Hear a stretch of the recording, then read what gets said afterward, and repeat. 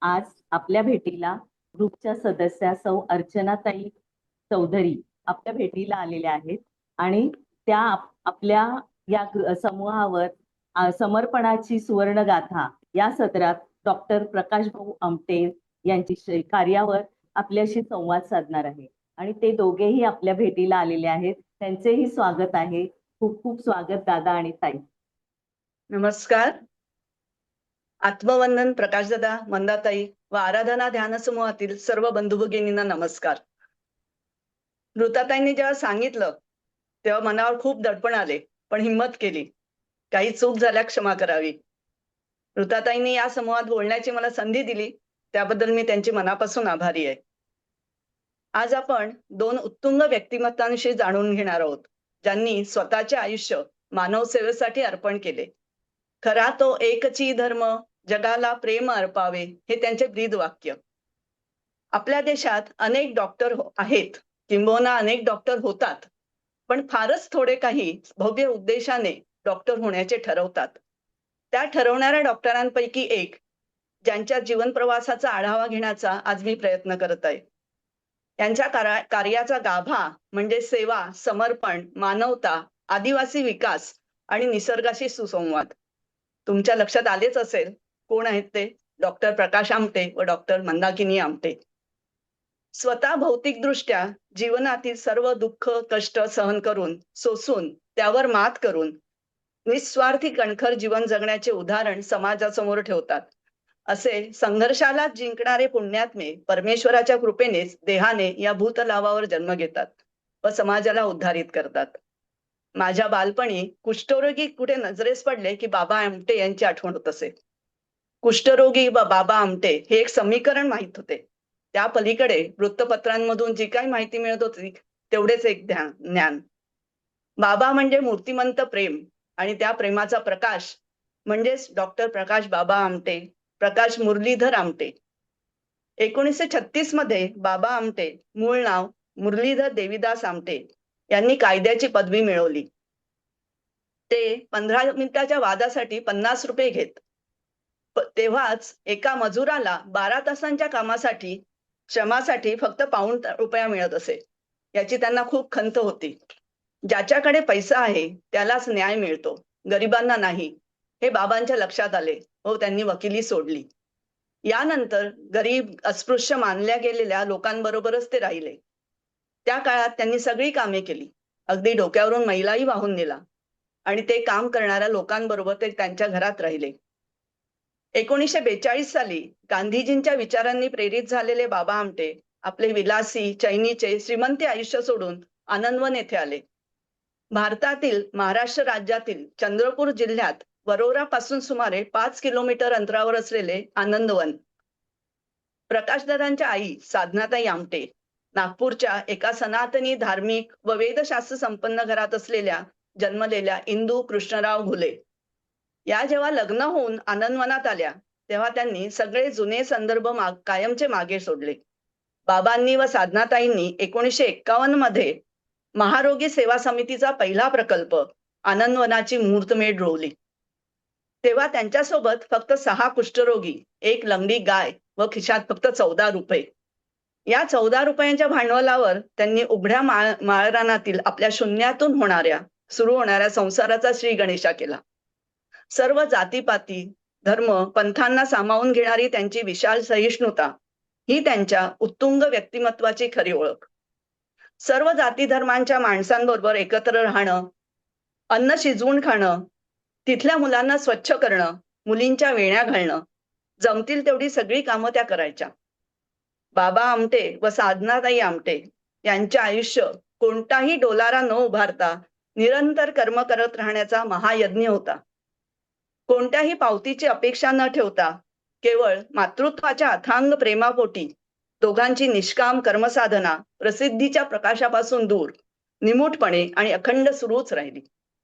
27 October 1947 doctor विकास आमटे व 26 डिसेंबर 1948 रोजी doctor Prakash Amte यांच्या जन्मानंतर बाबांना एक कुष्ठरोगी रस्त्यावर दिसला व त्यांनी कुष्ठरोग्यांसाठी काम करायचे ठरवले. बाबांनी 1951 साली महारोगी सेवा समितीची कागदोपत्री स्थापना केली. या आजाराबद्दलचे ज्ञान वाढवण्यासाठी त्यांनी कलकत्ता येथे पॅरामेडिकलचे शिक्षण घेतले. 1951 साली कुष्ठरोग्यांच्या पुनर्वसनासाठी वेगळी जागा मिळवण्याची खूप खटपट केली. आजचे आनंदवन तेथे उभे राहिले. 1957 मध्ये अशोकवन व सोमनाथ यासारखे प्रकल्पही सुरू झाले. त्या काळात कुष्ठरोग हा केवळ आजार नव्हता, तो एक सामाजिक बहिष्काराचे दुसरे नाव होते. रुग्णांना स्पर्श करणे पाप समजले जाईल. अशा काळात साधनाताईंनी त्या लोकांच्या जखमा धुतल्या, औषधे लावली, अन्न वाढले व तुटलेल्या मनाला पुन्हा माणूस म्हणून जगण्याचा विश्वास दिला. कुष्ठरोग्यांचा आत्मविश्वास जो खचला होता तो त्यांना परत मिळवून द्यायचा. आपणही सर्वसामान्यांसारखं काम करू शकतो, पैसे मिळवू शकतो, सामान्य आयुष्य जगू शकतो, हे कुष्ठरोग्यांना समजावे, ही उद्दिष्ट हळूहळू साध्य होत गेली. प्रत्येकाच्या आयुष्यात आनंद यावा याच इच्छेने सगळं काम सुरू होतं व आनंदवन हे नाव सार्थकी लागत होतं. साधनाताईंनी आनंदवनाला केवळ साथ दिली नाही तर त्यांना तिथे घरपण पण दिलं. माणसात देव शोधताना त्यांनी माणूसच जपला. सेवेच्या पवित्र वाटेवर जीवनाचा अर्थ उलगडला. वडील कुष्ठरोग्यांमध्ये राहून त्यांची सेवा करतात, त्यामुळे इतर लोकांशी असलेले कुटुंबाचे संबंध तुटत गेले. जगाने त्यांच्याशी संपर्क तोडलाच होता. डॉक्टर प्रकाश व डॉक्टर विकास हे दोघे भाऊच एकमेकांचे मित्र बनले.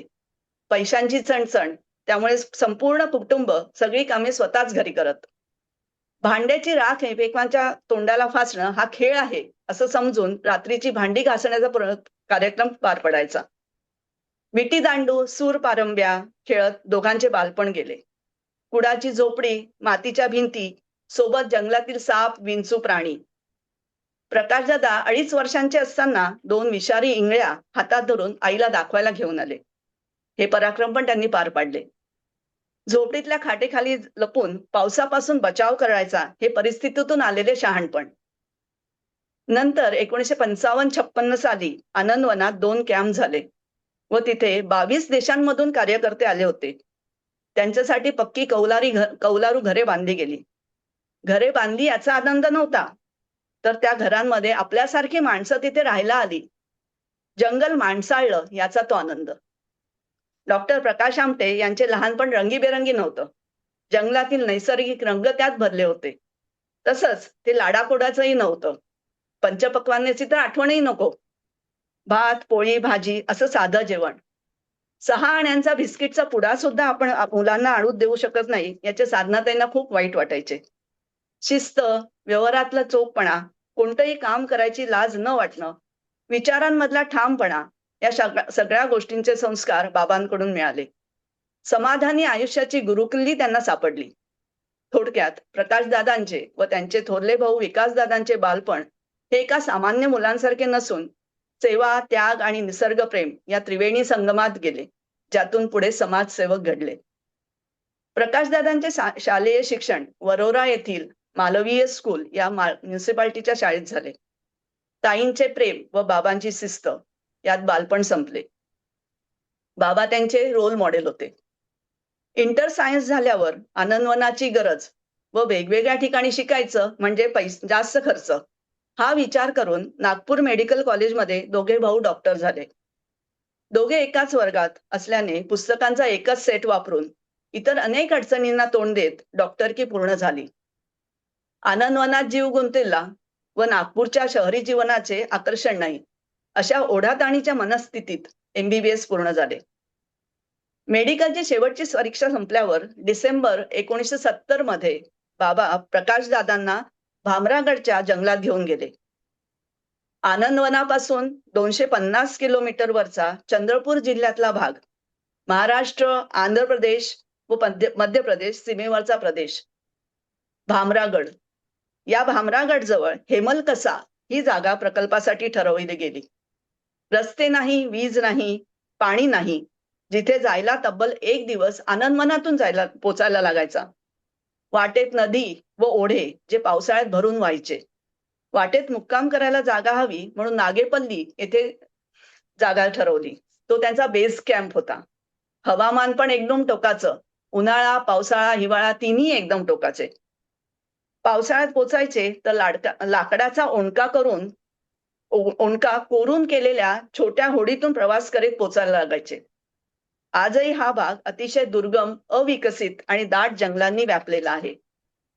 जंगलामध्ये छोट्या छोट्या पाड्यांवर माडिया गोंड जमातीच्या आदिवासींची वस्ती. आदिवासी अगदी जरुरीपुरते कपडे घातलेले किंवा तेही न घातलेले, शरीर खंगलेली माणसं दिसली की पुरुष मंडळी देखील घाबरून आत पळून जायचे. शिकार, मासेमारी व कंदमुळं यावरच त्यांची गुजराण होत होती. दारिद्र्य व अज्ञान या दोन गोष्टीशिवाय काहीही नाही. या ठिकाणी काम करायचे ठरले तेव्हा बाबा 56 वर्षांचे आणि प्रकाशदादा 22 वर्षांचे. ठरल्यावर बाबा नेहमीच्या झपाट्याने कामाला लागले. सरकारकडे प्रकल्पासाठी जमीन मागितली. ती हातात पडेपर्यंत 3 वर्ष गेली. त्या दरम्यान प्रकाशदादा सर्जरीचं पुढचं शिक्षण घेण्यासाठी सेवाग्रामच्या मेडिकल कॉलेजला गेले. या पोस्ट ग्रॅज्युएशनच्या शिक्षणात डॉक्टर मंदाकिनी यांचा दादांच्या जीवनात प्रवेश झाला. 24 डिसेंबर 1972 साने गुरुजी जयंतीच्या शुभ दिवशी सगळ्या पारंपरिक गोष्टींना फाटा देत फक्त सप्तपदी करून मराठीत मंत्र म्हणून नातेवाईकांच्या व मित्रमंडळींच्या उपस्थितीत विवाह सोहळा पार पडला. 23 डिसेंबर 1973 या दिवशी हेमलकशाच्या लोकबिरादरी प्रकल्पास सुरुवात झाली. भविष्याची चिंता नाही, अडचणींची काळजी नाही, ना प्रसिद्धीची अपेक्षा, ना संपत्तीचा ध्यास. दीनदुबळ्यांच्या सेवेमध्ये शोधला जीवनाचा श्वास. मार्च 1974 रोजी डॉक्टर प्रकाश व डिसेंबर 1974 रोजी डॉक्टर मंदा या प्रकल्पात सामील झाल्या व मुहूर्तमेढ रोवली गेली ती लोकबिरादरी प्रकल्पाची. मुख्य उद्देश आरोग्य, सेवा, शिक्षण आणि मानवतेचा विकास. नक्षलग्रस्त व दुर्गम भागातील माडिया गोंड आदिवासींचं कल्याण. हेमलकशाला झोपडीत राहून काम सुरू झाले. आरोग्य सेवेला सुरुवात झाली. बऱ्या झालेल्या आनंदवनातील काही कुष्ठरोग्यांना या प्रकल्पावर आणले गेले. हे सगळे बरे झालेले होते, तरी पण त्यांचे कुटुंब त्यांना स्वीकारायला तयार नव्हते.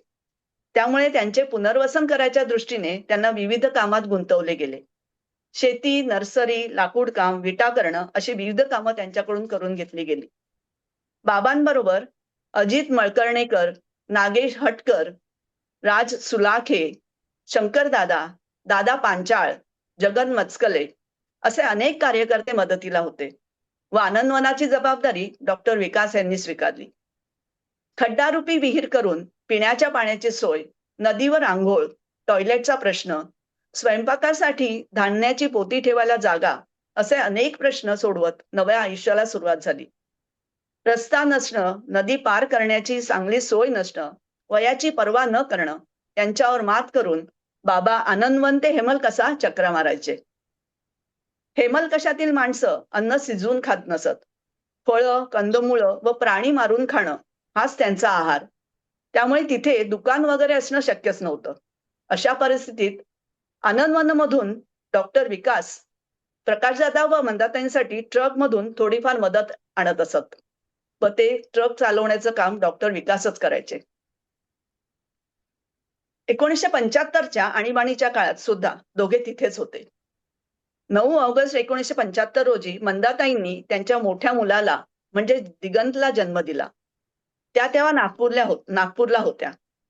म्हणजे साधनाताईंनी त्यांना जबरदस्तीने नागपूरला नेलं होतं. मुलगा झाला ही बातमी प्रकाशदादांपर्यंत यायला तेव्हा 1 महिना गेला. जन्मानंतर 1 महिन्यातच दिगंतला डायरिया झाला. परिस्थिती थोडी बिकट होती. ती बातमी डॉक्टरांपर्यंत पोहोचणं म्हणजे वडिलांपर्यंत पोहोचणं आवश्यक होतं. अशा प्रकारे मुलगा झाल्याची व तो आजारी असल्याची बातमी कशी तरी त्यांच्यापर्यंत पोहोचली. ते काम जगतदादांनी केलं. डॉक्टर प्रकाशदादा व डॉक्टर मंदाताई इतर त्यांचे सहकारी ज्या परिस्थितीत राहायचे त्याची बाबा आमटे व साधनाताई यांना खूप काळजी वाटायची. खायला पोळी नाही, कारण तिथल्या दमट हवेत पीठ तिखट नव्हतं. 4-8 दिवसात अळ्या लागायच्या. ताजे पीठ आनंदवनमधून येथे यायचे. ते आलं की 4-1 दिवस पोळ्या मिळायच्या. इतर वेळेस वरण भात आणि कांदा बटाट्याची आलटून पालटून भाजी. आपल्या मुलांना साधी पोळी भाजी पण मिळू नये याचे डॉक्टरांना खूप वाईट वाटायचे. त्यावर उपाय म्हणून दोघे जण जात्यावर बसून पीठ दळायचे व ते पीठ 4-5 दिवस पुरून पोळ्या खायचे. त्या काळी प्रत्येकी 150 रुपये पगार दोघांना मिळायचा.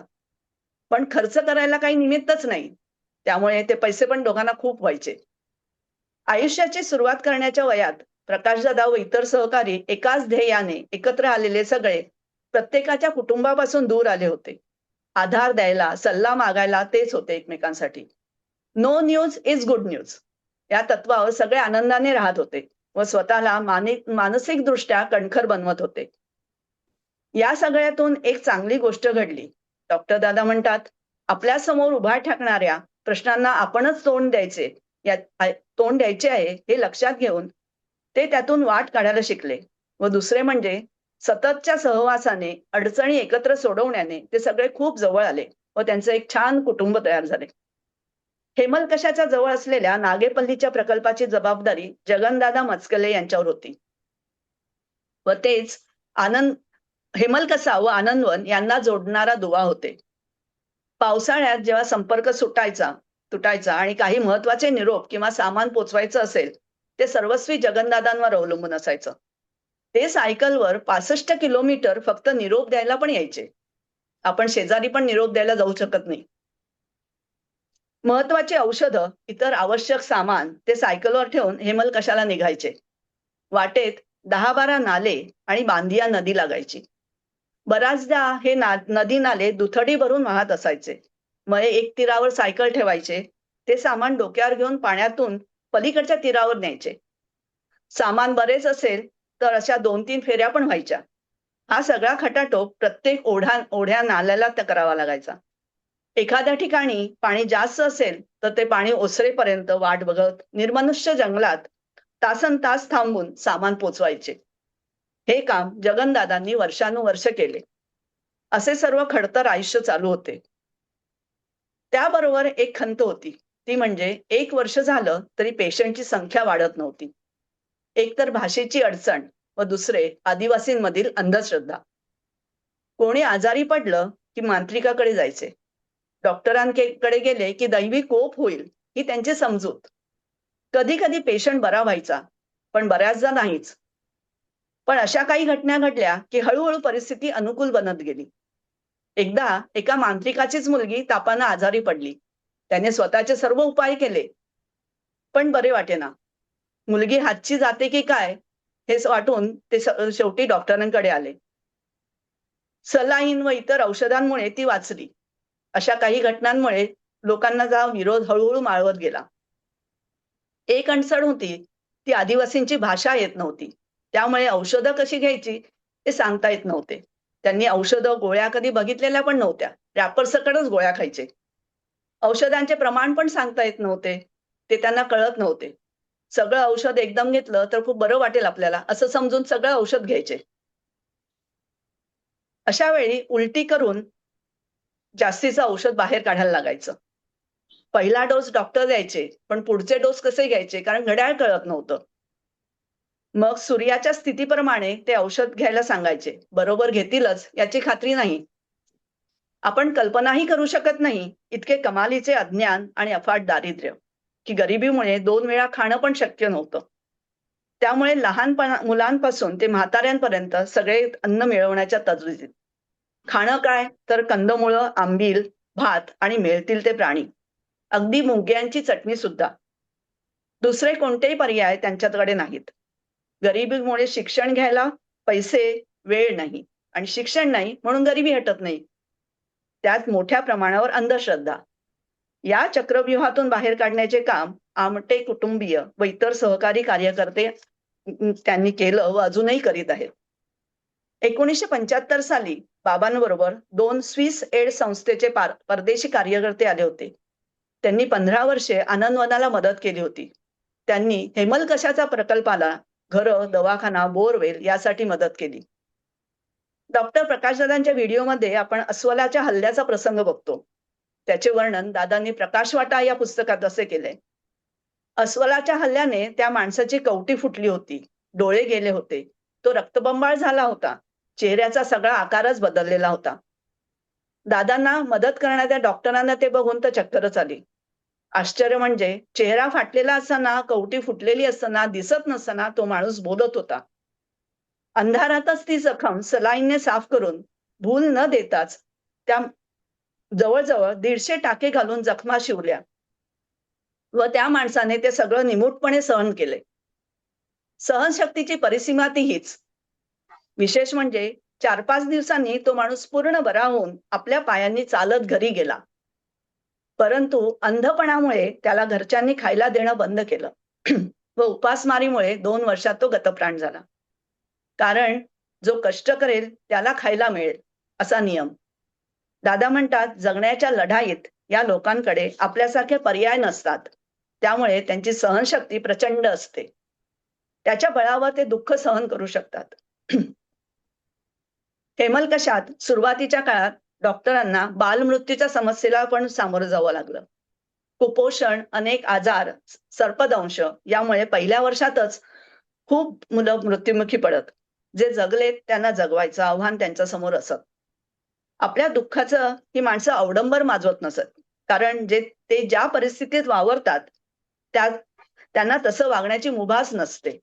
एक केस सांगते. एका 10 वर्षाच्या मुलीच्या पोटात बांबूची काडी गेली. कशी गेली ते माहित नाही. त्या काडीमुळे पोटाला छिद्र पडलं आणि तिचं आतडं बाहेर आलं. ती मुलगी आई वडिलांना घेऊन 15 किलोमीटर चालत त्याच अवस्थेत डॉक्टरांकडे आली. प्रकाश भाऊंनी बऱ्याच प्रयत्नांनी ते आतडं जिथून बाहेर आलं होतं त्या छिद्रातून आत ढकललं. मग टाके घालून पोट शिवलं. आणि आश्चर्य म्हणजे हे सगळं करताना मुलगी पूर्ण शुद्धीवर होती. दादांनी व मंदाताईंनी हेमलकशाला अस्थिरोग तज्ञ, नेत्रविकार तज्ञ, डेंटिस्ट, गायनोकोलॉजिस्ट अशा सर्व भूमिका यशस्वीपणे निभावल्या. हेमलकशाच्या परिसरातील लोकांना दादांच्या कामाचं महत्व पटू लागल्यानंतर पेशंटची संख्या हळूहळू वाढू लागली. वेगवेगळ्या समस्या घेऊन किमान 100 पेशंट्स तरी येत. सतत इतके पेशंट्स दिवस रात्र कुठल्याही क्षणी दोघंही चेक करत. टाइम लिमिट नाही की दमल्याची तक्रार नाही. कुणाचं तरी दुःख, वेदना आपण कमी करू शकतो याचं आंतरिक समाधान. हे आहे माणूस या प्राण्याबद्दल. पण जंगलातील वन्य प्राण्यांची सेवा प्रकाशदादा मंदाताईंनी तसेच त्यांची पुढील पिढी तितक्याच तन्मयतेने करीत आहे. निरपेक्ष प्रेमाचे धडे त्यांना या प्राण्यांकडून मिळाले. हेमलकशाला आल्यावर तसे फिरून येत असताना त्यांना काही आदिवासी शिकार करून दिसले.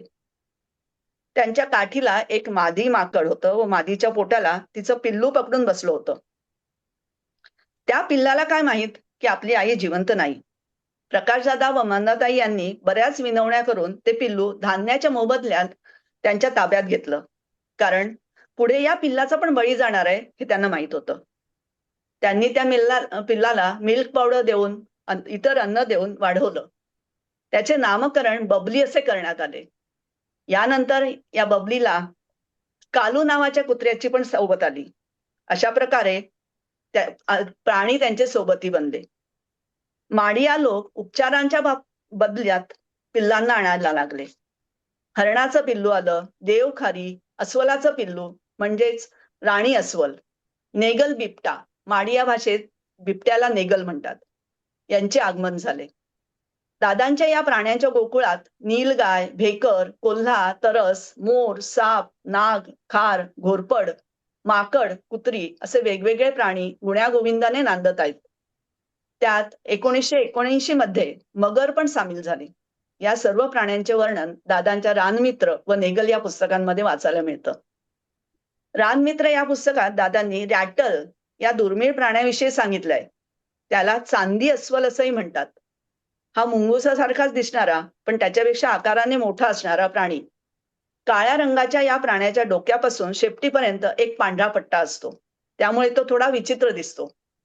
बिबटे असोत किंवा अन्य कोणतेही प्राणी हेमलकशात आले तेव्हा सारेच छोटे होते, अनाथ होते. त्यांना आधाराची गरज होती, आईच्या मायेची गरज होती. त्यांना सगळ्यांनी प्रकल्पात मूल समजूनच वाढवलं. दादा म्हणतात, आमच्या मुलांपेक्षा ते वेगळे आहेत असं आम्हाला कधी डोक्यात पण आलं नाही व त्यामुळे वाघ असो, साप असो, कोणत्याही प्राण्यांची भीती त्यांना कधी वाटली नाही. मुख्य बदल म्हणजे पूर्वी भुकेपोटी ज्यांच्या हातात सतत पक्षी मारण्याची गलोल असायची त्या आदिवासी विद्यार्थ्यांच्या मनातही प्राण्यांबद्दल प्रेम जिव्हाळा निर्माण होतोय. या प्राण्यांवरील प्रेमापोटी प्रकाश भाऊ, विलासदादा व इतर माळकरी सहकारी यांना माळा बाजूला ठेवाव्या लागल्या. मांसाहारी प्राण्यांना त्यांचे अन्न मिळावे या हेतूने मेलेल्या प्राण्यांना साफ करायचे, त्यांचे मटण काढून छोटे छोटे तुकडे करून रॉकेलवर चालणाऱ्या फ्रीजमध्ये ते जतन करायचे. नंतर वीज आल्यावर बऱ्याच वर्षांनी आधुनिक फ्रीज त्यांच्याकडे आलं. जवळजवळ 17 वर्ष हेमलकशाला वीज नव्हती. साप पकडण्याची आणि त्यांच्या जाती, पोटजाती ओळखण्याची कला प्रकाशदादा गोखलेदादांकडून शिकले व हेमलकशात एक छोटेसे सर्पोद्यान पण निर्माण झाले. अशा प्रकारे 60-65 प्राणी आमटेज अॅनिमल आर्क मध्ये माणूस आणि प्राण्यामध्ये निशंक मैत्रीचं नातं असू शकतं याची प्रचिती देत राहत आहेत. प्राण्यांची सोबत आणि त्यांच्यामुळे हेमलकसाला आलेले चैतन्य यामुळे मानव आणि प्राणी मिळून एक आगळं वेगळं विश्व तेथे निर्माण झालं होतं. या गोकुळाला भेट द्यायला कुठून कुठून लोक यायचे. सुहासिनीमुळे एकदा फिल्म बनवण्यासाठी आल्या होत्या. त्यात नेगल बिबट्या काम करत होता. दादा त्याला शूटिंगसाठी जीपच्या ट्रॉलीत बसवून घेऊन गेले, त्याच्या नेहमीच्या पोशाखात. शूटिंग झाल्यावर ते परत येताच प्रसूतीची एक अवघड केस आली म्हणून जीप सोडून ते दवाखान्याकडे गेले. सुहासिनीबाईंचा ड्रायव्हर म्हणाला, इथला ड्रायव्हर तर खूप हुशार दिसतोय, जीप चालवतो, वाघाला सांभाळतो व बाळणपणही करायला मदत करतो. या सगळ्यात दुर्दैवाची गोष्ट म्हणजे सरकारची असहिष्णू दृष्टी. 13-14 वर्ष सरकारकडून काहीही मदत मिळण्याऐवजी प्राणी बेकायदा बाळगल्यामुळे जप्त केले जातील अशा नोटिसा. नंतर 1992 साली प्राणी संग्रहाला प्राण्यांचाच डॉक्टर पाहिजे या मुद्द्यावरून वाद. 1996 साली हे अनाथालय जप्त करण्याचा आदेश आला, परंतु 7-8 वर्ष कारवाई झालीच नाही. त्याच काळात पद्मश्रीची घोषणा झाली, पण दादांनी पद्मश्री परत करणार अशी घोषणा केली व सरकारला जाग आली आणि अखेर ऑक्टोबर 2006 मध्ये प्राण्यांच्या गोकुळाला सरकारची अधिकृत मान्यता मिळाली. विंचवाचा एक गमतीदार प्रसंग दादांनी प्रकाश वाटा या पुस्तकात सांगितलाय. 1980 पूर्वी दवाखाना एका झोपडीतच होता. विलास मनोहर हे त्यांना मदत करायचे. विंचू चावलेले लोक आले की दादा त्यांना औषधं द्यायचे, गरज वाटली तर इंजेक्शन द्यायचे. हे सगळे उपचार फुकट असल्याने औषधांचा कायम तुटवडा असायचा. एकदा असाच विंचू चावलेला पेशंट आला. वेदनेने तो रडत होता. त्याचा नंबर येईपर्यंत तिथे असलेल्या दुसऱ्या पेशंटने त्याच्यावर काहीतरी मंत्र टाकला व तो पेशंट दादांपर्यंत न येताच हसत हसत निघून गेला. तो मंत्र ऐकायचा आहे का तुम्हाला? अरे रे विंचवा आहेस कुठे, असाच काहीतरी मंत्र. तो मंत्र म्हटल्यावर मंत्र म्हणणाऱ्याकडे ते विष येते आणि त्याने ते थुंकून टाकायचं. हा प्रयोग विलासदादांनी जाणून घेतला व त्याचे प्रयोग त्यांनी काही वेळा केले. उपयोग झाला, काही वेळा नाही झाला की औषध आहेच. 1991 साली प्रचंड कॉलराची साथ हेमलकशाला आली. बांबू तोडीसाठी आलेल्या मजुरांनी प्रातर्विधीसाठी नदीकाठचा वापर सुरू केल्यामुळे नदीचं पाणी दूषित झालं होतं. काम करताना तहान लागली की आदिवासी त्या नदीचंच पाणी प्यायचे व त्यामुळे कॉलराची लागण झाली. एका मागोमाग एक असे 300 पेशंट दवाखान्यात दाखल झाले. औषधं कमी पडू लागली. जगनदादांनी कुठून तरी सलाईनची औषधांची सोय केली. 3-4 दिवसात तब्बल 1500 बाटल्या लागल्या. त्या काळात प्रकल्पावरच्या सगळ्यांनीच तहान, भूक, झोप विसरून काम केलं. पेशंट वाचावेत म्हणून जीवाचा आटापिटा केला. एक हृदयद्रावक प्रसंग दादांनी सांगितला, तो मी सांगते. एक बाई एका लहान मुलाला घेऊन आली होती. उपचार केल्यावर सलाईन दिल्यावर ते मुलगा सुधारलं. त्याबरोबर त्या मुलाला तिथेच सोडून ती निघून जायला लागली. तेथील कार्यकर्त्यांनी तिला थांबायला सांगितले. त्यावर त्या बाईने काय सांगितलं, कॉलराच्या साथीने काल माझा नवरा मेला. दोन्ही मुलांना लागण झाली म्हणून त्यांना घेऊन इकडे निघाले. तर एक मूल वाटेतच गेलं. त्याला तसंच झाडाखाली तिथे ठेवून आले. इकडे याला घेऊन आले.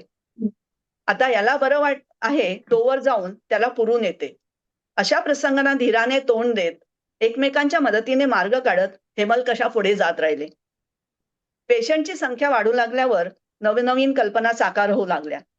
त्यातील एक म्हणजे बेअरफूट डॉक्टर. खूप लांब लांबून पेशंट चालत आहेत. त्यासाठी वेगवेगळ्या ठिकाणी मेडिकल सब सेंटर्स उभारावीत तिथे प्रथमोपचार किंवा किरकोळ औषधं द्यायची व तिथे पेशंट बरे झाले नाहीत तर दवाखान्यात पाठवायचे. या हेतून ही कल्पना अंमलात आणली. मुकुंदा दीक्षित आणि शरद कुलकर्णी हे कार्यकर्ते प्रथम अशा सेंटरवर काम करायला गेले. असे मेडिकल सब सेंटर्स वेगवेगळ्या ठिकाणी उभारले व प्रथमोपचार तेथे करण्यात आले. त्यामुळे हेमलकशाच्या दवाखान्याची कीर्ती आजूबाजूला चांगलीच पसरली. 2 लाख पेशंटचे रेकॉर्ड्स हाताने तयार करून ते नीट ठेवणे व परत रिप्रोड्यूस करणे ही अशी अवघड कामं पण तेथील सहकाऱ्यांच्या मदतीने पार पडत गेली. हेमलकशाच्या औषधांचा खर्च प्रचंड आहे हे ओळखून ऑक्सफॅम या संस्थेने 1978 ते 1985 या काळात प्रकल्पाला अनुदान दिलं. गुल असनानी या सद्गृस्तांनीही या खर्चात हातभार लावला. अमेरिकेचे रोटरी क्लब, नागपूरचे रोटरी क्लब यांनीही मदतीचा हात दिला. अशा प्रकारे हेमलकशात माणसांच्या सगळ्या दुखण्यांवर उपचार तर केले गेले, पण प्राण्यांवरतीही झाले आणि होत आहेत. प्रकल्पाची गरज म्हणून हातपंपांपासून मोठ्या गाड्यांपर्यंत कुठल्याही यंत्रावर उपचार करणारे मेकॅनिकही दादाच होते. आरोग्याची प्रमुख समस्या कुपोषण ही होती. त्यामुळे आजार होऊच नये यासाठी आहार पोषक मिळाला पाहिजे या दृष्टीने प्रकाशदादांचे प्रयत्न सुरू झाले. प्रकाशदादांचे सहकारी दादा पांचाळ व इतर कार्यकर्त्यांनी सुरुवातीला रोप तयार करून आदिवासींना भाताची शेती कशी करायची याचे शिक्षण दिले. कारण माडिया या लोकांचं प्रमुख अन्न हे भातच होतं. भाजीपाल्याच्या लागवडीसाठी पण प्रयत्न सुरू झाले. 1978 ते 1982च्या काळात शेतीच्या प्रयोगासाठी शासनाकडून मदत मिळाली. आदिवासींच्या स्वतःच्या पोषक आहाराची सोय होणं आणि प्राण्यांची हत्या थांबवणं अशा दोन्ही गोष्टी या शेतीच्या प्रयोगामुळे साध्य झाल्या. दान नादान करतं हे बाबांचं सूत्र. त्यामुळे धान्य बँक उघडली गेली. म्हणजेच एखाद्या माडियाला 1 किलोग्रॅम बियाणं दिलं तर त्या बदल्यात बिरादरीला पीक आल्यावर 1 किलो धान्य आणून द्यायचं. अनेक मदतींमुळे, निरपेक्ष सेवेमुळे प्रकाशदादा मंदाताईंच्या वैद्यकीय सेवेचा परीघ वाढू लागला व यामध्ये नागपूरच्या तज्ज्ञ डॉक्टरांचीही मदत झाली. मंदाताईंच्या बहिणीचे पती डॉक्टर होते. त्यांनी व त्यांच्या सहकाऱ्यांनी प्रकल्पाला भेट दिली व ते भारावून गेले. मदत करण्याचे आश्वासन दिले गेले व ट्यूमर, हार्निया, गर्भाशय काढणं या शस्त्रक्रिया प्रकल्पावर दर शनिवार रविवार होऊ लागल्या. Doctor Sule, doctor Govardhan, doctor Rao, doctor Joglekar, doctor Hajra असे नागपूरमधील प्रसिद्ध डॉक्टर यात सहभागी झाले. पहिला शस्त्रक्रिया कॅम्प 1986 साली झाला. पहिल्या वर्षीच अपेक्षापेक्षा जास्त पेशंट आले. 5-6 शस्त्रक्रियांची अपेक्षा असताना 41 शस्त्रक्रिया पार पडल्या. आता 150 ते 200 शस्त्रक्रिया 2 दिवसात होतात. अशा प्रकारे हजारो पेशंट्सवर उपचार झाले व या कॅम्प्समुळे 300 ते 400 डॉक्टर्स हेमलकशाच्या प्रकल्पाशी जोडले गेले. हेमलकशात अनेक जीवावरच्या प्रसंगांना पण सगळ्यांना तोंड द्यावे लागले. जुलै 1976 पावसाळ्याचे दिवस, पाऊस सुरू झाला होता, त्यामुळे बाकीच्या जगाशी संपर्क सुटला होता. रविवारी दुपारी जेवण करून 12-12:30च्या सुमारास प्रकाशदादा, मंदाताई, विलासदादा, रेणुकाताई व इतर काही सहकारी फिरायला बाहेर पडले. बरोबर 10-11 महिन्यांचा दिगंत. प्रकल्पापासून 7 किलोमीटर लांब टेकडीसारख्या उंच भागावर फिरायला गेले. मधमाशांची पोळी दिसली नाहीत, पण सगळ्यांच्या बोलण्याच्या आवाजामुळे त्या मधमाशा जागा झाल्या. पहिली माशी दिगंतला चावली. तो किंचाळू लागला.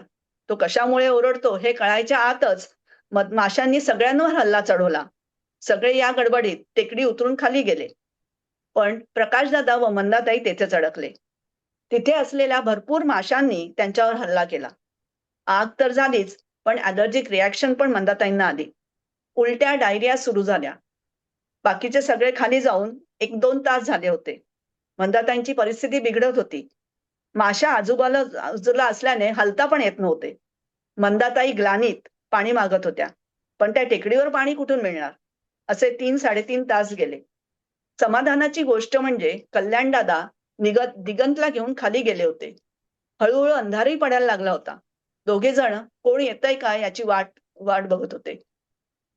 सुदैवाने रेणुकाताईंच्या लक्षात आल्याने त्या काही कार्यकर्त्यांना सोबत घेऊन बैलगाडी घेऊन आल्या. मंदाताईंना चालणं पण अशक्य होतं. बैलगाडीतल्या कुऱ्हाडीने तिथले बांबू तोडून डोली करून त्यांनी खाली आणलं. वाटेतील गावात पाणी प्यायला दिलं व रात्री 8 वाजता प्रकल्पावर पोचले. माशांच्या प्रसादामुळे सगळ्यांचे चेहरे सुजून त्यांचा आकार बदललेला होता. माशा चावल्यावर करायचे उपचार पुस्तकांमध्ये शोधले गेले व ॲलर्जी कमी करण्याचे इंजेक्शन दिले. मंदाताईंना व इतरांना प्रकाशदादांनी इंजेक्शन दिलं, पण प्रकाशदादांना इंजेक्शन द्यायला तिथे कोणीच नव्हतं, कारण तिथे प्रकल्पावर फक्त ते दोघंच डॉक्टर. शेवटी जगदीश गोडबोले दादांनी इंजेक्शन दिलं. मधमाशी जेव्हा नांगी मारते तेव्हा त्या नांगीतून शरीरात काटा घुसतो. असे मंदाताईंच्या शरीरातून 140 काटे, प्रकाशदादांच्या शरीरातून 100 व दिगंच्या शरीरातून 40 काटे निघाले. काहींना 200 मधमाशा चावल्या होत्या. मंदाताईंचा तर हा पुनर्जन्मच होता. असाच एक प्रसंग दादांच्या धाकट्या मुलावर म्हणजे अनिकेतवर बेतला होता. एकदा चंद्रपूरचे एक वनाधिकारी प्रकल्प बघायला आले होते. त्यांनी वाघाचं पिल्लू मागितलं. खर्चाच्या दृष्टीने सगळी पिल्लं सांभाळणे शक्य नाही, म्हणून प्रकाशदादांनी 2 महिन्याचं वाघाचं पिल्लू त्यांना दिलं.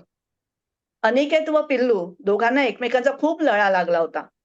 पुढे 3-4 महिन्यांनी दादांना चंद्रपूरला जायचा योग आला. तेव्हा आपलं पिल्लू बघायचं असा हट्ट अनिकेतने धरला व त्या वनाधिकाऱ्याकडे ते गेले. त्यांनी त्या पिल्लाला साखळीने बांधलं होतं. अनिकेतला पिल्लाला भेटायची घाई, त्यामुळे तो पिल्लाकडे धावत गेला. थोड्या वेळाने एक किंकाळी ऐकू आली. ते सगळे तिकडे धावले. पाहतात तर काय, त्या पिल्लाने अनिकेतला मागून पकडले होते. त्याने अनिकेतला ओळखलं नव्हतं. अनिकेत त्याच्याजवळ गेल्यानंतर त्याने अनिकेतला आडवं पाडलं व तो त्याच्या पाठीवर उभा राहिला. अनिकेत तेव्हा 10 वर्षांचा होता. त्या वनाधिकाऱ्याचीही पुढे जायची हिंमत होईना. मग प्रकाशदादांनी त्या बच्च्याची मान पकडून त्याचा जबडा उघडला व अनिकेतची सुटका केली. अनिकेतचा शर्ट रक्ताने भरला होता व कवटीच्या मागची कातडी फाटली होती, पण कवटीला धक्का बसला नव्हता. मानेवर नख्या मारल्याने तिथे जखम होती. ते शेजारच्या हॉस्पिटलमध्ये गेलं तर तिथे डॉक्टर नव्हते. अॅनेस्थेशिया द्यायला कोणी नव्हतं. मग काय, काहीही न देताच प्रकाशदादांनी बराबरा 10-12 टाके घातले. हे सगळे करताना आरडाओरडा नाही, गोंधळ नाही. तिथल्या नर्सेस सुद्धा अवाक. आदिवासींच्या सहवासात राहून त्यांची सहनशीलता, धीटपणा अनिकेतमध्ये पण उतरला होता बहुतेक. अस्वलाशी चकमक, सर्पदंशातून सुटका, नदीच्या भोवऱ्यातून सुटका, असे किती ना काय जीव घेण्या प्रसंगातून सुटका करत हेमलकशातील निसर्गाचा, तेथील प्राण्यांचा अनुभव घेत प्रकल्प साकार होत होता. हेमलकसा प्रकल्प सुरू करण्याचा विचार बाबांनी केला असता तर सुरुवात शाळेनेच झाली असती. पण प्रकाशदादा व मंदाताई दोघेही डॉक्टर असल्याने दवाखान्याने सुरुवात झाली. दवाखान्याने सुरुवात झाल्याने कदाचित लोकांचा विश्वास मिळवायला मदत झाली. आदिवासींचे शोषण, फसवणूक बघून शाळेची आवश्यकता वाटू लागली. माडिया गोंड आदिवासींचा शहरी संस्कृती, शिक्षण यांचा काही त्यांना गंध नव्हता. लहानपणापासून कामं करायची, स्वतःचं अन्न स्वतःच मिळवायचं, लवकर लग्न, लवकर मुलं व तिशीतीच आजी आजोबा. आपलं आयुष्य चांगलं बनवता येईल त्याची जाणीवच त्यांना नव्हती. मुलांना शिकवावं, जंगलापलीकडचं जग दाखवावं, मग आपोआपच त्यांना सारं कळू लागेल. त्यांना कोणी फसवणार नाही या हेतूने शाळा सुरू करावी असं ठरलं. कार्यकर्ते गावागावात जाऊन मुलांना शाळेत पाठवण्यासाठी विनंती करू लागले. मुकुंद दीक्षित यांनी या कामात पुढाकार घेतला. त्यांनी आदिवासी पालकांना सांगितले, या मुलांची जबाबदारी आम्ही घेऊ. त्यांना बी कसं पेरायचं, भाजी कशी काढायची, जमीन कशी कसायची हे शिकवू. औषधं कशी ओळखायची, बँडेज कसं बांधायचं हेही शिकवू. तुमचा मुलगा हे सगळं शिकून आला की तो गावाला या गोष्टी शिकवेल व त्यातून तुम्हालाच फायदा होईल. असं सांगितल्यावर थोडी परिस्थिती सुधारली. 1976 साली 25 मुलांची शाळा सुरू झाली. स्विस एड, ऑक्सफॅम या संस्थांनी शाळेसाठी मदत केली. मुलं मधूनच किंवा शाळा सुटल्यावर घरी पळून जायची. लांब लांबून मुलं यायची, त्यामुळे शाळा निवासी केली. प्राण्यांच्या देखरेखीची जबाबदारी मुलांवर सोपवल्यामुळे मुलं शाळेत रुळायला लागली.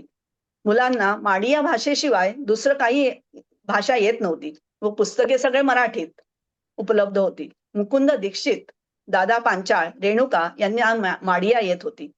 नंतर माडिया मराठी असा शब्दकोश तयार केला गेला. त्याचा खूप फायदा झाला. बाराखडी पण त्यांना समजेल असे शब्द वापरून तयार केली गेली. खूप कष्ट करून शाळेची पटसंख्या वाढू लागली.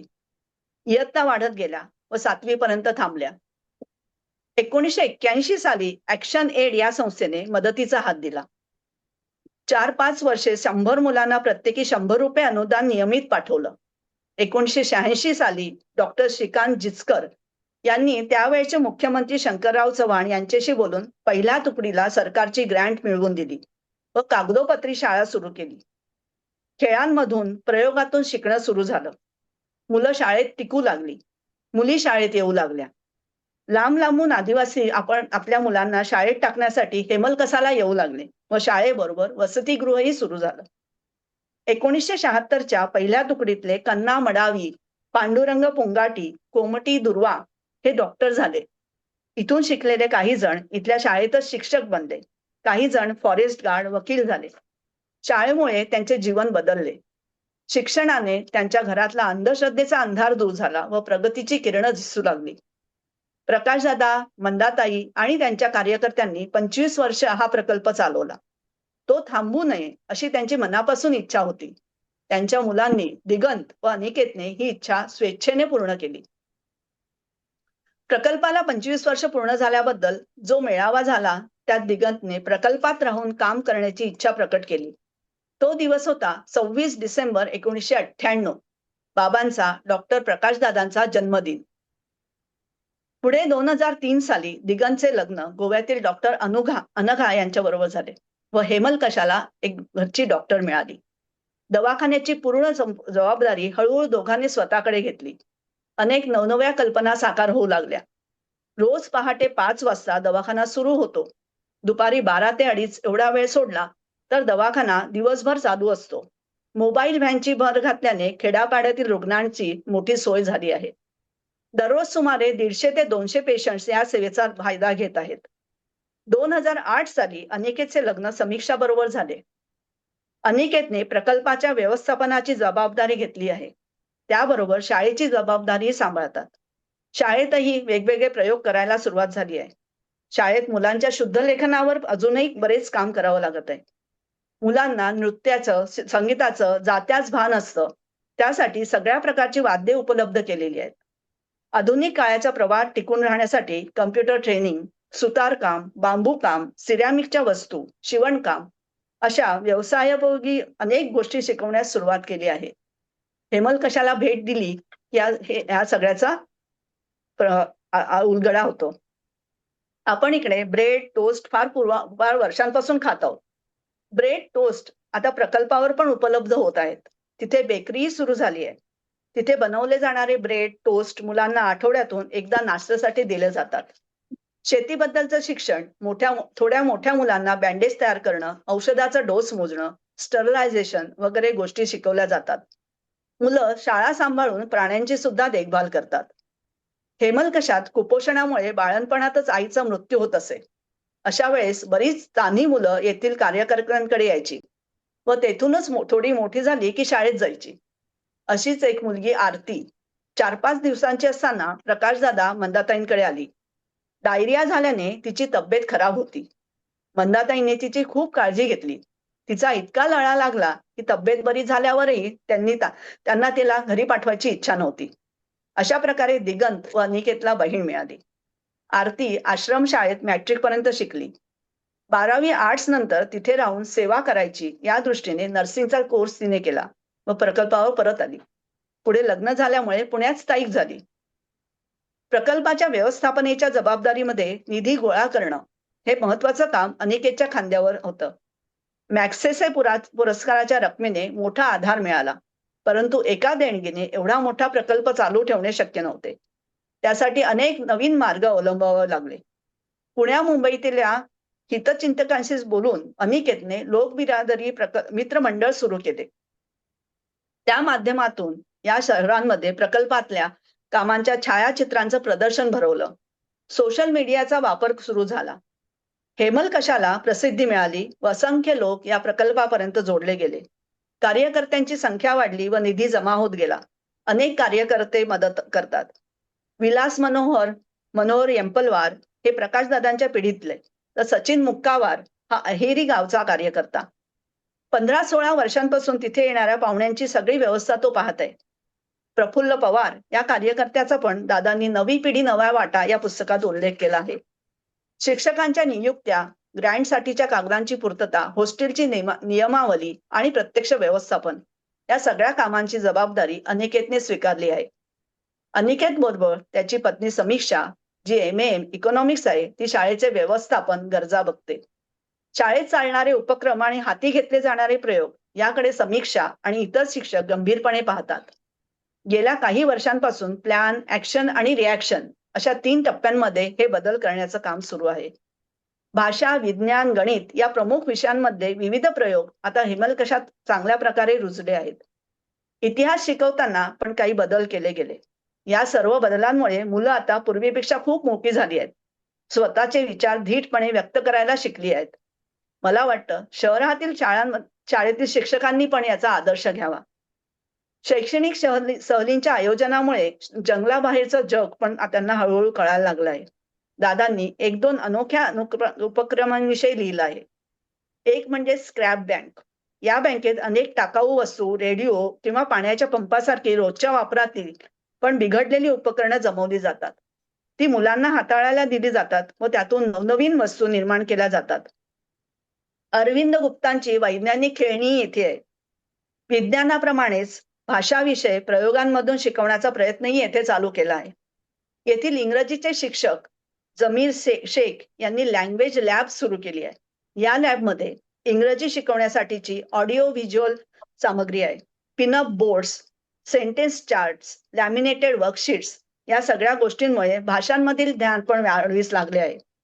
माडिया भाषा ते इंग्रजी भाषा हा प्रवास खूपच खडतर होता. 3 पिढ्यांनी मिळून या प्रवासाचे शिखर गाठायचा प्रयत्न केला आहे. माडिया आणि मराठी भाषांमध्ये काहीही साम्य नाही.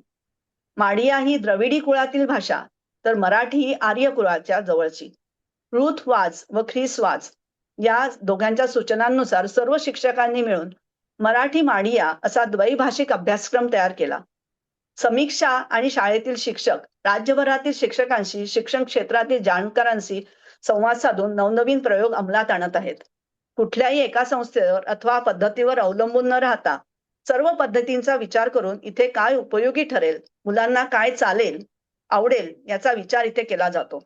दरवर्षी काही शिक्षक बाहेरच्या संस्थांचे दौरे करून तिथल्या पद्धती शिकून येतात व त्याप्रमाणे सुधारणा केल्या जातात व शाळेला समृद्ध करतात. इथे मुलांना शिकवण्याबरोबर त्यांना घडवण्याचे काम तन्मयतेने केले जाते. 2002-3 साली मुलींसाठी स्वतंत्र हॉस्टेल व मुलांसाठी स्वतंत्र हॉस्टेल नव्याने बांधली गेली. या वसतिगृहांमध्ये 82 गावांतील 600 मुली एकत्र राहतात. या वसतिगृहांमध्ये मुलांच्या राहण्याच्या सगळ्या किमान गरजा म्हणजे आपल्या डेली नीड्स पुरवल्या जातात. मुलांच्या हॉस्टेलचे वॉर्डन अशोक चापले आणि मुलींच्या हॉस्टेलच्या ऋतुजा शिंदे येथील मुलामुलींचे पालक म्हणून देखभाल करतात. मुलांनी काहीही कारणाने शाळा सोडू नये यासाठी शिक्षक, वॉर्डन सगळे शक्य ते सर्व प्रयत्न करतात. मुलांना स्वच्छतेची, स्वावलंबनाची सवय लागावी यासाठी प्रयत्न केले जातात. वयात येणाऱ्या मुलामुलींचे प्रश्न, मुलांचे गुटखा खर्राचे व्यसन, ताडी तंबाखूचे व्यसन, लैंगिक शिक्षणाचा प्रश्न हे वेगवेगळ्या प्रकारे चर्चा करून सोडवले जातात. सर्वांगीण विकासाची जबाबदारी समीक्षा व येथील इतर सहकारी कार्यकर्त्यांनी घेतली आहे व या सगळ्यांचा परिणाम भामरागड तालुक्यातील 2 दुर्गम गावांमध्ये लोकबिरादरी प्रकल्पाच्या शाळा सुरू झाल्या आहेत. नेलगुंडा हे दुर्गम गाव, प्रकल्पापासून 25-30 किलोमीटरवर इथे शाळा सुरू झाली. सरकारी नियम, जागेसाठीच्या अडचणी अशी अनेक दिव्य पार पाडत नेलगुंडा येथे साधना विद्यालय, ती पण चक्क इंग्रजी माध्यमाची शाळा सुरू झाली आहे. वीजही नसलेल्या गावांमध्ये सौर ऊर्जेवर चालणाऱ्या टॅबच्या माध्यमातून मुलं शिकतात.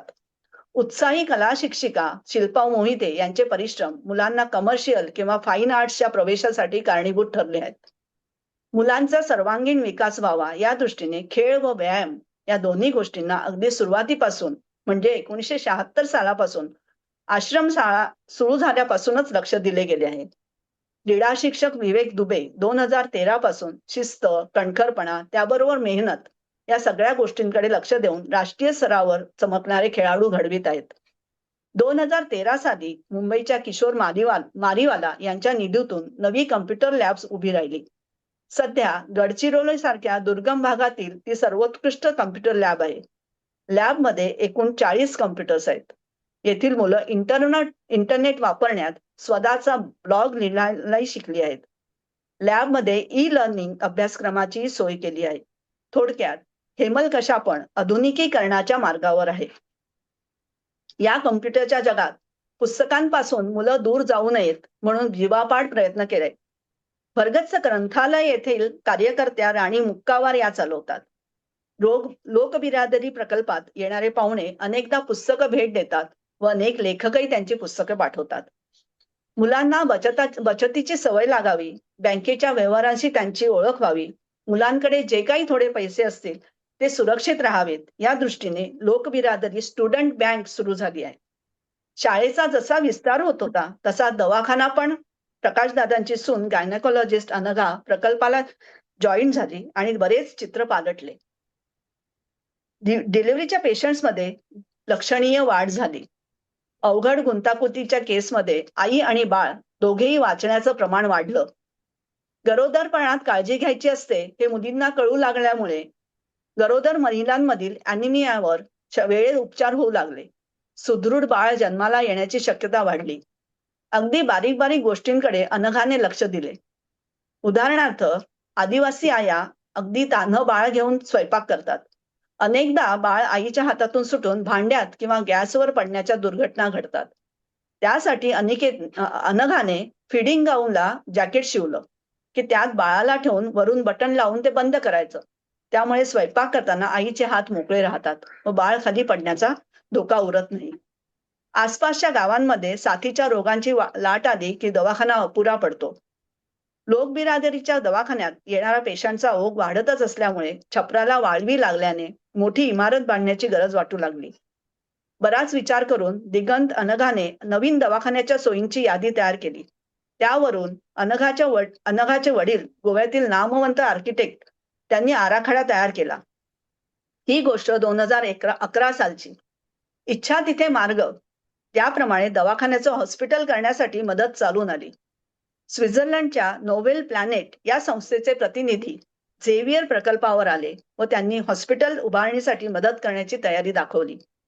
गरजेनुसार 3-3.5 कोटी रुपयांचा निधी मंजूर झाला. नागपूरमध्ये शंकर महादेवन यांच्या गाण्याचा कार्यक्रम करून दिनेश राठी, प्रशांत उगमुगे, जितू नायक व अनिकेत यांनी 1.25 कोटींची मदत जमा केली. बाबांच्या जन्मशताब्दीच्या वर्षी म्हणजे 26 डिसेंबर 2014 रोजी नव्या हॉस्पिटलचा श्रीगणेशा झाला. नवं हॉस्पिटल सुसज्ज असलं तरी साधेसुधे आदिवासी पेशंट्स बिचकून जाऊ नये याची काळजी तिथे घेतली गेली. त्याच सुमारास डॉक्टर प्रकाश बाबा आमटे हा चित्रपट प्रदर्शित झाला होता व त्याचा फायदा हॉस्पिटलमध्ये अत्याधुनिक उपकरणे मिळवण्यात झाला. सुनील वाघमारे आणि अनुप रिंगणगावकर व त्यांचे पार्टनर मिलिंद बहिरट या 2 उद्योजकांनी ट्रक भरून उपकरणांची जोडणी नवीन हॉस्पिटलमध्ये करून दिली. जंगलातल्या झोपडी वजा दवाखान्याचे रूपांतर सुपर स्पेशालिटी हॉस्पिटलमध्ये झाले. आज हे हॉस्पिटल 1000 खेड्यांमधल्या तब्बल 45,000 पेशंट्सला सेवा देत डौलाने उभं आहे. लॅप्रोस्कोपिक शस्त्रक्रिया, डोळ्यांवरील शस्त्रक्रिया आता हेमलकशात होत आहेत. आधुनिक फॅको पद्धतींच्या डोळ्यांवरील शस्त्रक्रिया डॉक्टर अवस्थी हेमलकशाला येऊन करत आहेत. नोव्हेंबर पासून मार्च पर्यंत डोळ्यांचे कॅम्प सुरू असतात. दरवर्षी मार्च महिन्यात यवतमाळचे डॉक्टर गिरीश जतकर आणि त्यांच्या पत्नी डॉक्टर अलका पाटणकर गर्भाशयाच्या अनेक गुंतागुंतीच्या शस्त्रक्रिया प्रकल्पात करतात. पुण्याचे ज्येष्ठ हृदयविकार तज्ज्ञ डॉक्टर रणजित जगताप दरवर्षी प्रकल्पात येऊन हृदयविकारांच्या पेशंट्सला तपासतात. ज्यांना शस्त्रक्रियांची गरज आहे त्यांच्यावर पुण्यात शस्त्रक्रिया केल्या जातात. डॉक्टर इक्बाल खान यांनी पॅथॉलॉजीचे प्रश्न सोडवले. हेमलकशामध्ये गुटखा खाण्याचं प्रचंड प्रमाण आहे. त्यामुळे अर्थातच दात खराब होण्याचं प्रमाण पण जास्त. हा प्रश्न डॉक्टर जोगळेकर व त्यांची मुलगी केतकी जोगळेकर यांनी सोडवला. बऱ्याच युक्त्या लढवून मुलांचा गुटखा खाण्याचं प्रमाण कमी केलं. अशा प्रकारे अनेक बाहेरच्या डॉक्टरांच्या मदतीमुळे जीवावरच्या आजारांमधून वाचण्याचं प्रमाण वाढत आहे. बिरादरीमध्ये काम करणारे कार्यकर्ते जगन्नाथ गुरडकर यांचा मुलगा जगदीश याने गुजरातमध्ये ऑफ्थॅल्मिक असिस्टंटचा कोर्स शिकून आय केअर सेंटरची जबाबदारी सांभाळली. आय केअर सेंटर सुरू झालं तेव्हा वर्षाला 80 ते 90 शस्त्रक्रिया व्हायच्या. आता त्यांची संख्या 250च्या वर गेली आहे. आसपासच्या लोकांबरोबर छत्तीसगड व तेलंगणामधून पण लोक उपचारांसाठी येत आहेत. शेगावच्या गणेश हिरवरकरला चष्मे तयार करण्याचे प्रशिक्षण दिल्यामुळे तो आता निष्णात चष्मेवाला झालाय. अशा प्रकारे अनेक मदतनीस तयार करण्यात आले. अनघाला मदत करणाऱ्या शारदा, प्रियांका, दीपमाला यांच्यामुळे हॉस्पिटलची घडी व्यवस्थित बसायला मदत झाली आहे. दर महिन्याच्या शेवटी सर्व निसांशी बोलून कामाचा आढावा घेतला जातो व पुढच्या वाटचालींविषयी ठरवले जाते. अशाच सेवाभावी विश्वासू कार्यकर्त्यांमुळे, मदतनीसांमुळे आरोग्य सेवेचा विस्तार होत आहे. कालांतराने आरोग्य केंद्राची गरज गावागावांमध्ये भासू लागली. त्याचं महत्व लोकांना कळायला लागलं. गावकऱ्यांची केंद्राची मागणी वाढली. तसं दिगंत अनघाने वेगवेगळ्या योजना सुरू केल्या. सध्या 6 केंद्रांमार्फत 56 गावातील रुग्णांवर प्राथमिक उपचार होत आहेत. गावातले 95% पेशंट्स गावातच बरे होत असल्याने प्रकल्पातील दवाखान्यावरचा ताण बराच कमी होत आहे व आजाराचं निदान वेळेत होऊ लागलंय. दिगंत अनघाने अलीकडच्या काळात हॉस्पिटल बाहेर वाढवलेला आणखी एक उपक्रम म्हणजे school health awareness programme SHAPE. किशोरवयीन मुलांना लैंगिक शिक्षण देण्याच्या दृष्टीने मुलगी व मुलगा वयात येताना यावर माडिया भाषेत 2 फिल्म्स तयार केलेल्या व मुलामुलींशी या विषयावर संवाद साधायचा यशस्वी प्रयत्न केला. आरोग्य केंद्राच्या माध्यमातून AANC व चाइल्ड क्लिनिक सुरू केले आहे. अशा आरोग्य क्षेत्रातील नवनवीन आव्हानं स्वीकारत आरोग्य सेवेची मशाल सतत तेवत ठेवावी लागणार आहे. ते काम दिगंत व अनघा मनापासून करीत आहेत. हेमलकशात दवाखाना, शाळा या उपक्रमांची जबाबदारी दिगंत अनिकेतने पूर्णपणे स्वीकारल्यानंतर शिक्षण आरोग्याच्या पलीकडच्या कामांना सुरुवात झाली. हेमलकसा व आजूबाजूच्या परिसरात प्रचंड पाऊस पडतो, पण पाण्याच्या नियोजनाचा विचार झालेला नव्हता. स्वच्छ व पुरेसे पाणी या हक्काची जाणीव आदिवासींना नव्हती. पावसाळ्यात ओला दुष्काळ व उन्हाळ्यात पाण्याची मारामार हे चित्र आजही बघायला मिळते. अनिकेतने आसपासच्या गावातील पाणी प्रश्नांकडे लक्ष वळवलं. प्रकल्पापासून 25 किलोमीटरवरचं छोटं गाव जिंजगाव, ज्या गावाकडे प्रशासकाचं अजिबात लक्ष नव्हतं. पावसाळ्यात गावातले रस्ते चिखलाने पूर्ण भरायचे. या गावात सीताराम मडावी शेतकरी राहत होते. शेतीतच काहीतरी करावे या ध्येयाने पोलीस दलातील नोकरीऐवजी गावात परतले होते. या सीताराम भाऊंनी गावच्या समस्या अनिकेतपर्यंत पोहोचवल्या. अनिकेतने बरेच प्रयत्न करून तलाव बांधकामाला मंजुरी मिळवली व महत्वाचं म्हणजे काम करणाऱ्या आधी गावकऱ्यांना काही अटी घातल्या. गावकऱ्यांनी दारू, खर्रा ही व्यसनं सोडून दिली पाहिजेत. भांडणे, तंटे बंद केली पाहिजेत. झाडाचं रक्षण केलं पाहिजे. गावातील प्रत्येक मूल शाळेत गेलं पाहिजे. कुणीही जंगली प्राण्यांची शिकार करता कामा नये व गावातील कामांसाठी गावकऱ्यांनी पण पैशांची मदत करावी. या अटींमुळे गावात दारूबंदी, कुऱ्हाडबंदी, शिकारबंदी, तंटाबंदी साधले गेले व 2016 मध्ये कामांना सुरुवात झाली. फेसबुक मार्फत जिंजगावची कहाणी महाराष्ट्रभर पोहोचली व देणगीदार पुढे आले. पैशांचा प्रश्न सुटला. महिनाभराच्या कष्टांनी जिंजगावच्या पाण्याचा प्रश्न कायमचा संपवला. आता घरोघरी पाण्याचे नळ आले आहेत. पाण्याचा पंप सोलार एनर्जीवर चालतो. सोलार पॅनल्स बसवले गेलेत. पाण्याचा प्रश्न सोडवल्यावर गावकऱ्यांच्या मदतीने समाज मंदिर म्हणजे गोटूल बांधलं गेलं. लहान मोठे कार्यक्रम, सण समारंभ साजरे होऊ लागले व गावाला गाव पण आलं. जिंज गावानंतर बेजूर, हेमलकसा, दर्भा, कुमरगुडा, माडवेली, कोडपे या गावांमध्ये तलावाची कामं झाली. कोयनगुड्यात 90% घरांमध्ये संडास बाथरूम बांधले गेले. अनिकेत आणि इतर कार्यकर्त्यांनी कोडपे गावात तलाव खोल केला व पावसाळ्यानंतर तलावात मत्स्यबीज सोडलं. जिंज गावाप्रमाणे इथे मत्स्य शेतीला सुरुवात झाली. गेल्या 7-8 वर्षात एकूण 18 गावांमध्ये 30हून अधिक तलावांची कामं झाली. शेतीबरोबर मत्स्य शेती, गटागटाने मासेमारी, मासे विक्री गावागावात सुरू झाले व गावातील लोकांच्या किमान गरजा पूर्ण होऊ लागल्या. गावाची निवड करणं, गावकऱ्यांशी संवाद साधणं, कामाचं नियोजन करणं, कामांवर देखरेख ठेवणं, कामांच्या खर्चात बचत करता येईल का हे बघणं ही कामं स्वतंत्र विभागामार्फत पाहिली जातात. अनिकेत सोबत काम करणाऱ्या कार्यकर्त्यांनी ही सारी जबाबदारी अंगावर घेतली आहे. बाबा आमटे यांनी हेमल कशात येताना जे व्यापक स्वप्न पाहिलं होतं ते पूर्ण करण्यासाठी पुढची पिढी झटते आहे. याचा निखळ आनंद, समाधान, तृप्तता प्रकाशदादांना व मंदाताई हे अनुभवत आहेत. बाबा आमटे भारत जोडो व नर्मदा आंदोलनाच्या वेळेस 10 वर्ष आनंदवनापासून दूर राहिले. त्यावेळेस डॉक्टर विकास आमटे व भारती आमटे यांनी आनंदवनाची धुरा सांभाळली व तिथे अनेक सुधारणा करून तेथील कामं वाढवली व प्रत्येकाच्या आयुष्यात आनंद निर्माण करत गेला. अजूनही ते करत आहेत. त्यांचा मुलगा कौस्तुभ व सून पल्लवी आनंदवनाचा वारसा पुढे चालवत आहेत.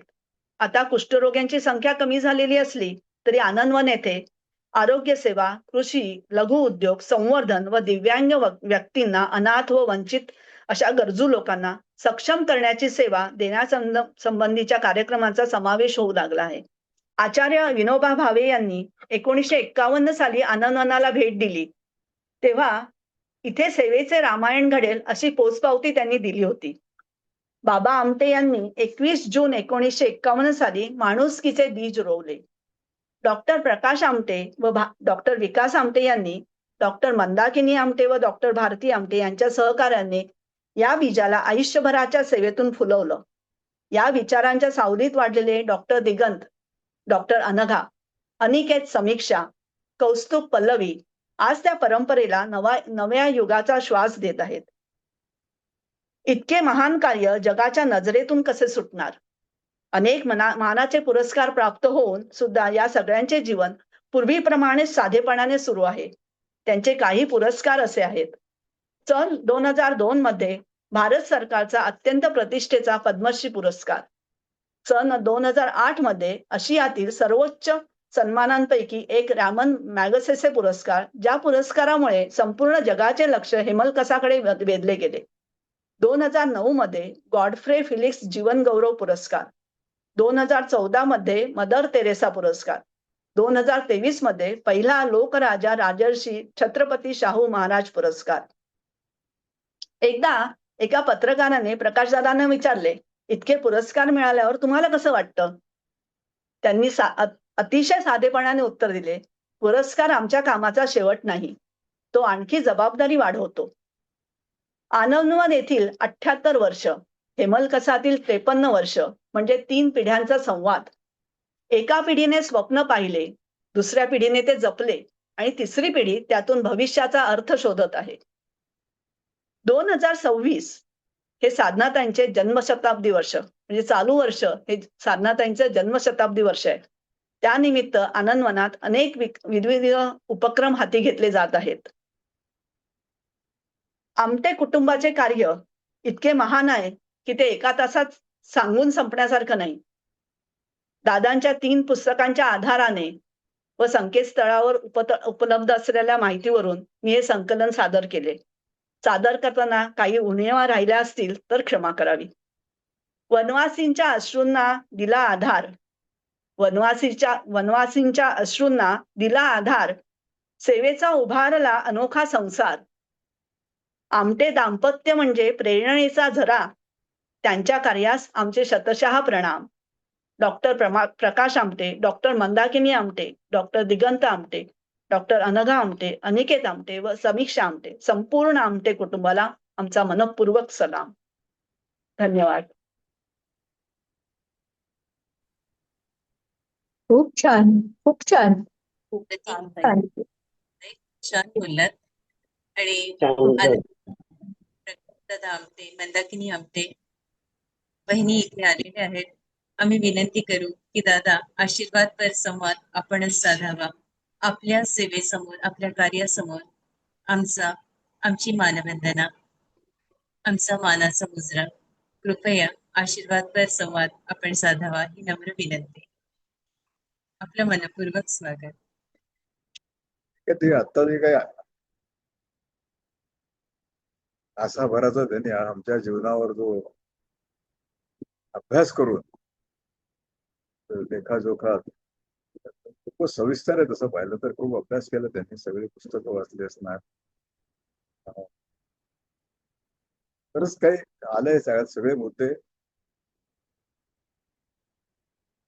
आता काय झालं की तिसरी पिढी जसं त्याचा उल्लेखही केला होता. हे बाबांनी, एक कवी होते, ते एका वाक्यात म्हणाले की माझ्या अंगणात मी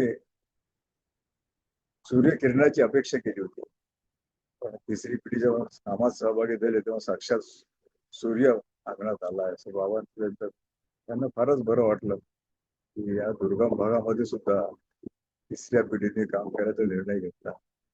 आणि मग हळूहळू ज्या मुलांनी आमची जबाबदारी स्वतःकडे घेतली, त्याच्यामुळे आम्हाला एक मोठं समाधान आहे. जे काम आपण सुरू केलं होतं एक विशिष्ट भूमिकेतून, विशिष्ट ध्येय, त्याला त्यांच्या आधुनिक विचारांची जोड मिळते आहे.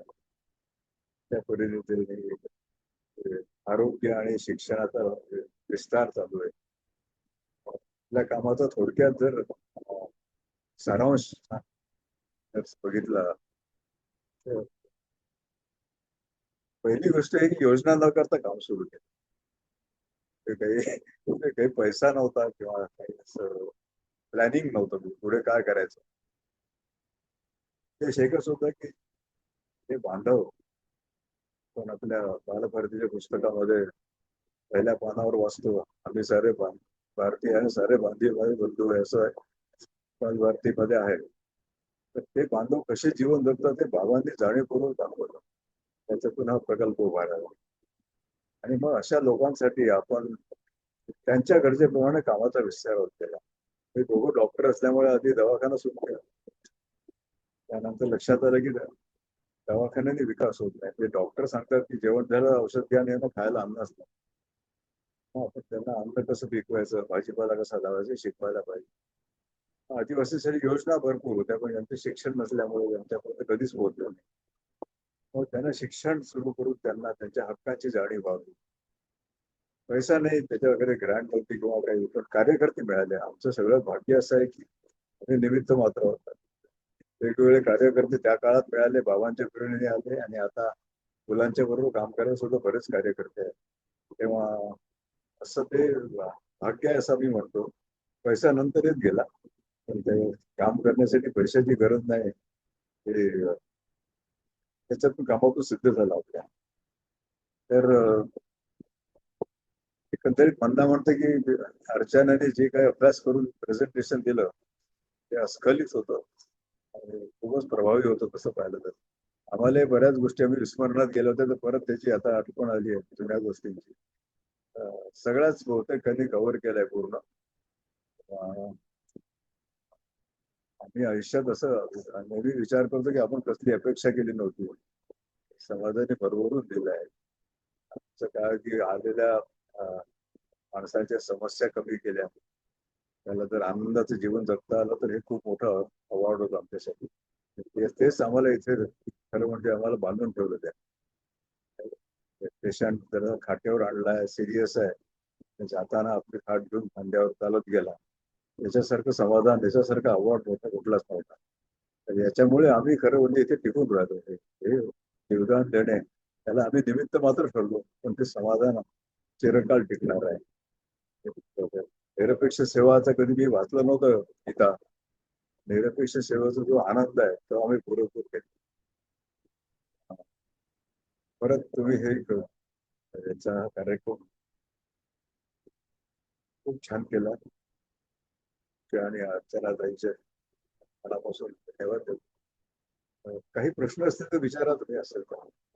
दादा, तुम्ही ते आदिवासींचे अनुभव अजून पण घेताय का? का आता सुधारणा झाल्यामुळे बरंच कमी झालेलं आहे?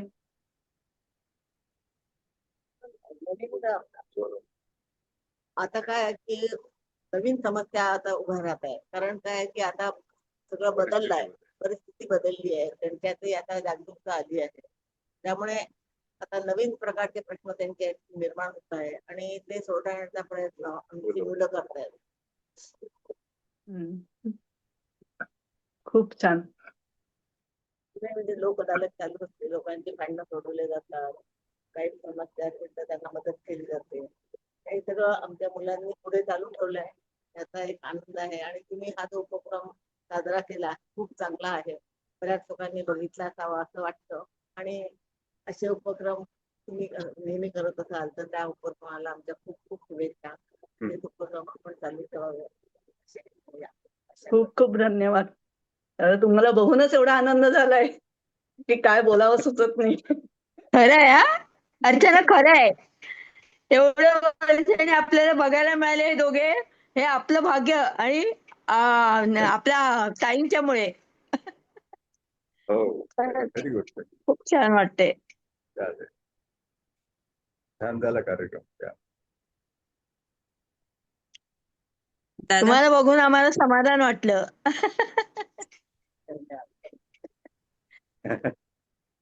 मंदाकिनी बहिणींबद्दल आम्हाला आणखीन माहिती हवी आहे. अर्चनाताई पुन्हा एका कार्यक्रमात आदरणीय मंदाकिनी बहिणींवर अगदी अवश्य बोलणार आहेत. तर आम्ही आपल्याशी संवाद जरूर साधू. पुन्हा एक कार्यक्रम असा आपल्या समोर येईल. दादा, आपल्या खूप आठवणी आहेत आईंच्या. तिथे पंखा नव्हता तर आई अगदी वीज असं सुद्धा म्हणजे पंख्याशिवाय झोपत होत्या. खूप आपण लिहिलंय त्यांच्याबद्दल, भरभरून लिहिलंय. आम्हाला त्यांचं दर्शन झालं याच्यातच आम्हाला खूप असं वाटतं की आम्हाला खूप काही मिळालंय. बाबांचे आणि आईंचे आशीर्वाद मिळाले होते तेव्हा आम्ही आलो होतो. आणि अच्छा. आई बाबांचे पाय या 20व्या बंगल्याला लागले होते वर्धेला. दोघंही आले होते. माझे आजोबा तेव्हा कम्युनिस्ट म्हणजे त्याचं काम करायचे आणि लेखक होते जनार्दन पंत देशमुख. तर आई उषाताई देशमुख ती प्रत्येक वेळेला अगदी दर महिन्याला बाबांना पत्र लिहायची. विकास भाऊंनी पण मला सांगितलं ग, दर महिन्याला ते आम्हाला त्या पत्र लिहित असत. तर आपले संबंध हे मला वाटतं 3-4 पिढ्यांपासूनचे आहेत. आणि आज आपण आलात, मला खूप आनंद झाला. दादा, आमच्याजवळ शब्दच नाहीत. अर्चनाताई खूप सुंदर बोलल्यात, पण अर्चनाताई आणखीन बोलणार आहेत मंदाकिनी बहिणींबद्दल. तर आपण जरूर आपले आशीर्वाद असू द्या की आमची ही सेवा आपल्यापर्यंत सगळ्यांपर्यंत पोहोचेल. आमच्या आहे शुभेच्छा आहेत. धन्यवाद. ठीक आहे, असेल तर विचारा. आपण ते ऐकूया. नाही नाही एकच आहे की या वर्षी ते खूप जंगल आहे. गडचिरोली जिल्हा तर त्यासाठीच प्रसिद्ध आहे. महाराष्ट्रातलं सगळ्यात मोठं जंगल गडचिरोलीला आहे. गेले काही वर्षापासून सगळा पाऊस तुमच्या मुंबई पुण्याकडे पडतो. इथे गडचिरोलीला इतकं मोठं जंगल असून यावर्षी पाऊसच नाही. तुमच्याकडे जो महापूर आला होता त्याच्यातलं काही 5% पण इथे पडला नाही. यावेळेला खरं म्हणजे इथे अतिवृष्टी व्हायला पाहिजे. नैसर्गिक काय ते, कारण जंगल आहेत आणि इतके वर्ष पडतही होता. हळूहळू काय पर्यावरणाचा बदल झालेला आहे. विकासाचा आपण जो ध्यास घेतलेला आहे त्याच्यामध्ये आपण समतोल राखू शकलो नाही, हे दुर्दैव आहे. प्रत्येकाने हा पण एक विचार केला पाहिजे की पुढच्या पिढीला ऑक्सिजन सिलेंडरची गरज पडू नये. त्यामुळे जास्तीत जास्त आपण पर्यावरणाचं रक्षण केलं पाहिजे. झाडं लावा, वृक्ष संगोपन करा. हे आता या सध्या परिस्थितीमध्ये खरं गरजेचं आहे. ते आपल्या गरजा कमी करा. मुख्य म्हणजे गरजा वाढल्या की त्याच्यावर निसर्गावर त्याचं प्रेशर येतं. आहे जरुरी पुरतं सगळ्यांना असावं हा तर त्यांचा हक्कही आहे. पण विनाकारण जर आपल्या गरजा वाढवल्या तर त्याचे परिणाम पूर्ण देशावर होतात. तेव्हा हे साध्या साध्या गोष्टी आम्ही आमच्या आयुष्यात जगलो. अन्न वाया जाऊ देऊ नये, गरजा कमी ठेवायच्या. आणि आम्ही याच्यात कॉम्पिटिशन मध्ये पडलो नाही. त्याच्याकडे काय आणि माझ्याकडे काय आहे, जे आहे त्याच्यामध्ये खूप समाधान होतं. त्यामुळे आम्ही त्या चक्रातून मुक्त झालो. त्यामुळे तसा संदेश देत नाही, पण आम्ही कसं जगलो याच्यातून कोणाला काही घेता आलं तर ती चांगली गोष्ट आहे. धन्यवाद दादा, आम्ही नक्कीच या सूचनांचं पालन करू. प्रकाश वाटा पुस्तक वाचतं आहे, बऱ्याच लोकांनी वाचलंय. त्यांनी 40च्या वर आवृत्त्या निघाल्या त्या. आणि त्याचा फीडबॅक येतो ना आपल्याला. त्याच्यामुळे असं कळतं की बऱ्याच मुलांना, तरुण पिढीला त्याच्यातून एक संदेश मिळाला. म्हणजे आम्ही संदेश म्हणून लिहिलंच नाही, आपल्या जीवनाची माहिती आहे. पण आपल्या जीवनाचा असा बाहेरच्या जगावर परिणाम होईल याची आम्हाला कल्पना नव्हती. पण असं एक समाधान आहे आता की आपण कसली अपेक्षा नव्हती केली. ज्या आदिवासींना अडचणी होत्या त्या दूर करण्यातच आमचं समाधान होतं. पण त्याचा इनडायरेक्ट जो इफेक्ट झाला असा बाहेरच्या पिढीवर, जगावर, आणि आम्हाला एक असं खूप समाधान, आपलं आयुष्य आपण परिपूर्ण आयुष्य जगलो आहे. आणि समाधान ज्याला म्हणतो आपण, जे काही पैशाने मिळत नाही त्याचा आम्ही आनंद घेतो. चालेल, झालं का? हो दादा, असेच आपले आशीर्वाद दोघांचे आम्हाला सगळे मिळू देत. मी पुन्हा एक नवीन कार्यक्रम घेऊन आपल्या भेटीला अगदी लवकरात लवकर येणार आहोत. आशीर्वाद असावा. धन्यवाद. आपल्याला आभार न मानता आम्ही आपल्या ऋणातच राहू इच्छितो. खूप आनंद झाला आज आपल्या येण्याने.